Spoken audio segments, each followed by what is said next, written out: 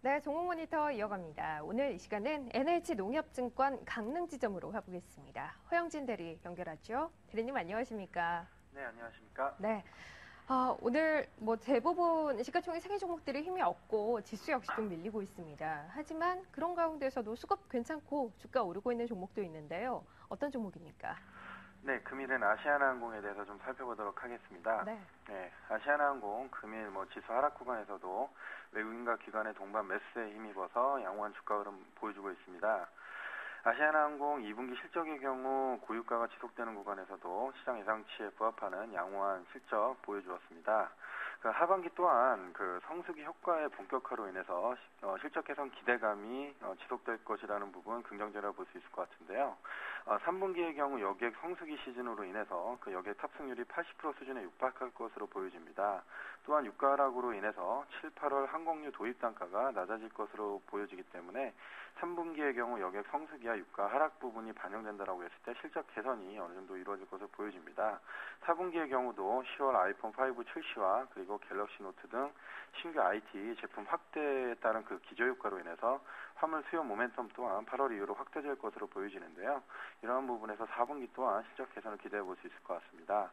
아시아나항공의 경우 단거리 비중이 높기 때문에 아시아 중심의 수요 성장에 따른 수혜가 예상되고 있는데요. 그리고 장기적으로 장거리 노선을 확충하면서 외형 성장 또한 기대된다라는 부분, 그리고 계열사 지분 매각으로 인해서 재무 구조가 꾸준히 개선되고 있다라는 부분에서 긍정적으로 볼 수 있을 것 같습니다. 그에 따라서 최근 박스권 상단 돌파에 따른 주가 또한 추가 상승도 기대해 볼 수 있을 것 같습니다. 알겠습니다.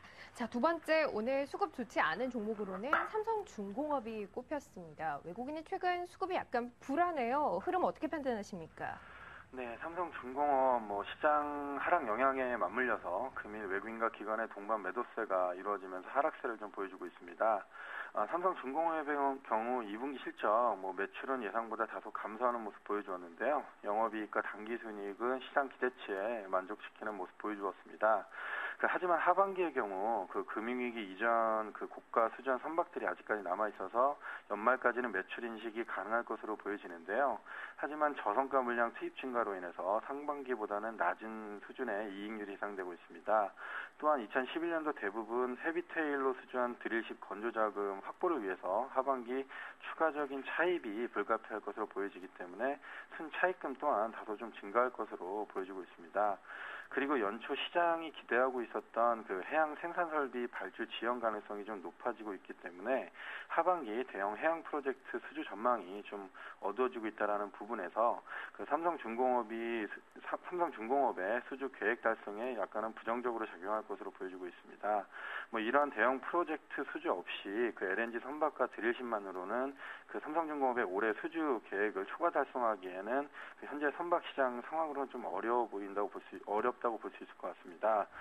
따라서 삼성중공업의 경우 2012년 8월 현재 연간 사업 계획의 약 52%를 달성하면서 양호한 실적을 보여주고 있습니다. 그에 따라서 타 경쟁사 대비해서 주가의 하방 정직성은 견고하게 유지될 것으로 보여지는데요. 하지만 기대하고 있는 대규모 해양 프로젝트 수주 시점의 불확실성이 증가하고 있는 부분과 실적 감소세가 내년까지 이어질 것이라는 불확실성도 또 존재하기 때문에요. 주가의 추가 상승 또한 좀 제한적일 것으로 보여지고 있습니다.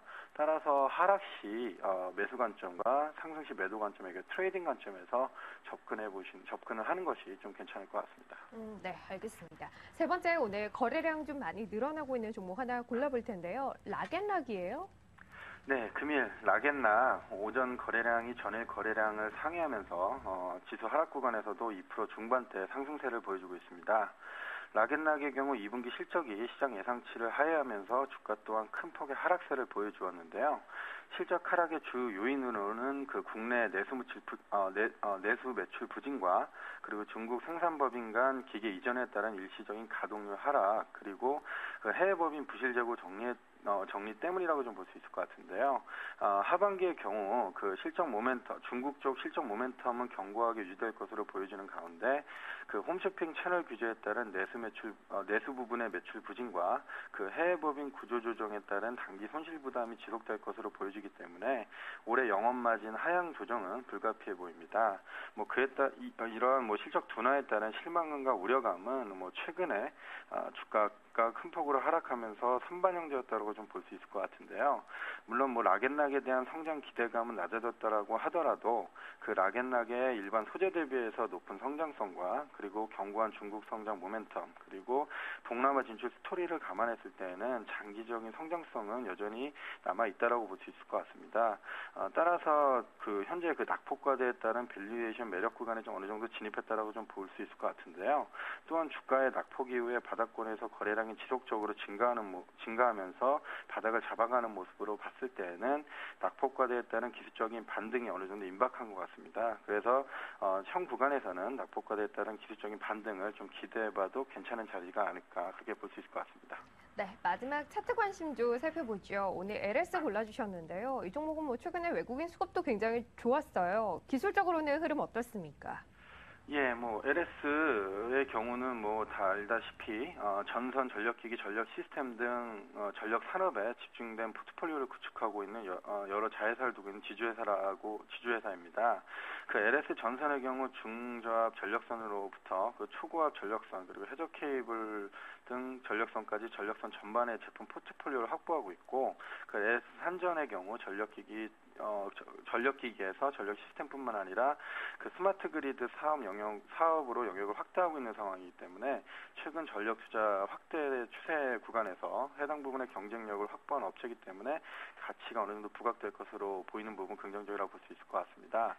뭐 기술적인 부분에서 좀 살펴봤을 때 LS의 경우 정배열 전환 이후에 주가 상승과 하락이 반복되는 구간에서도 지속적으로 박스권 상단에 대한 돌파 시도가 이루어졌었습니다. 전일 거래량 증가와 함께 그 박스권 돌파가 시도되는 구간에서 저점을 높였다는 부분은 굉장히 긍정적인데요.